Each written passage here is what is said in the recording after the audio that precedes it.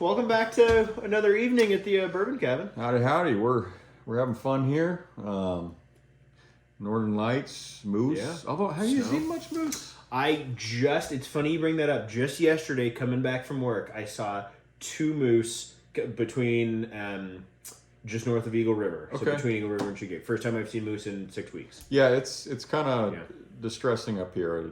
Normally, they're a damn nuisance. You hit them with your cars, and they eat your everything. Yeah. But not bourbon related. You miss them when they're gone. And I don't know if it's the amount of snow. We are currently getting pounded with snow this year. Yeah. I know in our previous video we mentioned it. It hadn't stopped. It just another record year. I think we've plowed 4 more times since 72 the last video. inches. 72 inches this year, and unbelievable. So we're not even into. Yeah, I mean, we're not even close to halfway through the season, and I'm running out of places to put snow. Yeah. I'm in the same spot I was last year in March trying to put snow, and I don't have any more. Yeah.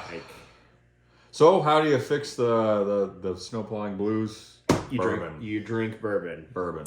Today we have got I'm excited. Yeah, I love Elijah Craig, but keep going. For those of you guys that are in the lower 48, I have been seeing for months now your guys' Ryder Cup edition showing up. So, real quick, what is the Ryder Cup? So the Ryder Cup is a golf tournament and is a tournament between the UK and the US, and every year it rotates between the two. I don't know enough about to whether Elijah Craig or the Ryder Cup does yearly bourbons, or maybe there's a yearly edition for this. I haven't seen or heard that there were previous editions of this. Let us know if you golf fan you follow or Elijah Craig fan. I would be curious to know, and especially how they stacked up. Did you like them? Did you not like them? Let us know. So we have got so the Elijah Craig Ryder Cup is also a toasted barrel, which is in toasted European oak versus the normal on the shelf. So we're just going to do a quick compare and contrast. Toast versus toast. Toast versus toast. They're the same exact proof, both 94 proof. We love the normal off-the-shelf toasted. One of the favorites here. The price is right. Yep. I can't recommend it enough. But this, as you guys can see, this is open, and I have not had any of this yet. So I got this off of a hide and seek at one of the local liquor stores. Oh, really? I didn't know that. So they hid it, and I was the one that found it. You got to be a private eye or something. You're real good at that. And so, but they were talking about it, and they were really excited, and they were talking about how it was the only one they got. So I opened it and poured them samples. So it is opened, and it's been open I found it probably 2.5 weeks ago. So it's been sitting. I say open. It's obviously had its cork in, but has been opened. So let's. Quick note. So a couple of our videos, you've noticed they're open and they've been sampled. Why do we sample? It's a great way to connect with friends, bourbon lovers, and a great way to get stuff you cannot get normally in your own state. So, especially Connor here is real good at. I guess it's just like bourbon networking. You try build this. Those relationships. Build those relationships. There's a ton that we have in sample form that, after I gave them samples of this, there were, the 3 employees. And it wasn't a quid pro quo, you give me, I give you back, but I gave them this, and it was the next time or the time after. I have since come home with more than 3 samples of different things, of bottles that I would never get the opportunity to purchase, or a raffle, or maybe it's just something you personally, I don't know if it's marketing, you wouldn't buy on your own, so you have to be exposed to it. And sample trading is a great way to do that. Yeah, and it puts good karma out there. So yeah, it does. So quick compare and contrast, really quick. I said it. So they're both 94 proof. The normal toasted is toasted in new oak barrels, and the Ryder Cup is European toasted oak barrels. So and wine barrels, no doubt, because that's the whole European twist. Okay. Yeah. Okay. Now I'm not clear if they're used wine barrels or if they just take a few of the virgin wine barrels. I'm not clear on that, but they do use wine barrels. Yeah. From Rome. Okay, well, let's see. So you got Ryder Cup on the left. Okay. Normal on the right.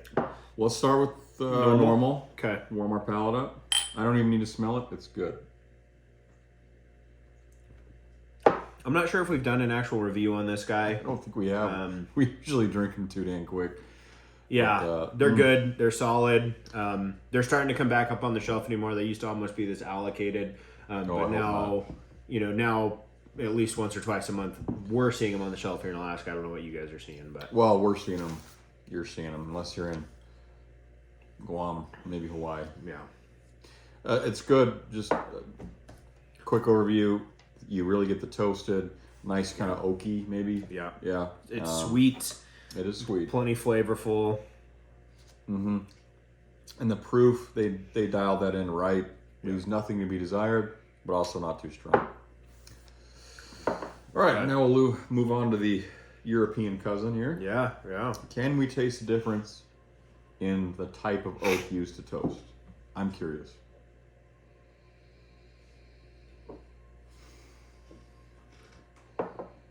I can smell a difference for sure. It smells sweeter to me. Yeah, the American one also smells stronger to me, which... Yeah, I definitely get much more sweetness. That fake sweetness. Yep, I'd agree. That confectioner sugar. Yep, the runts almost. Yeah. We'll dive into it. Immediate difference. It has a more bitterness to it. Agreed.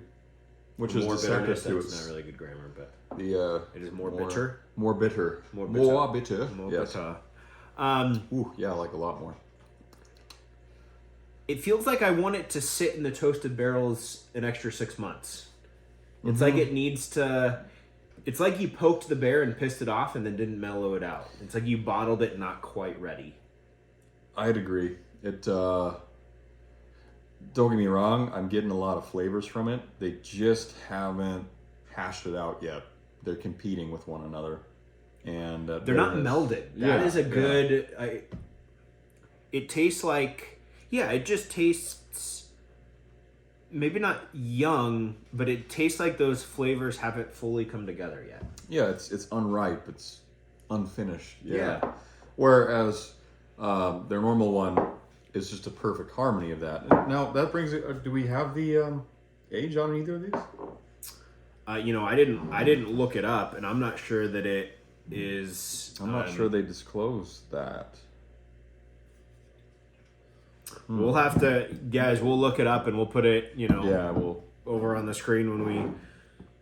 But I'd be interested because maybe it's just the oak, or... There's a lot of variables, but there's definitely a difference. This tastes like a younger, less finished version of this, and this tastes almost perfect. Yeah.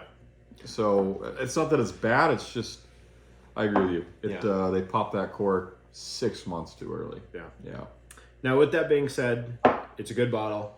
It's a fun bottle to have. I have enjoyed pouring samples out of it. I can't say it's going to be my go-to pour at the night.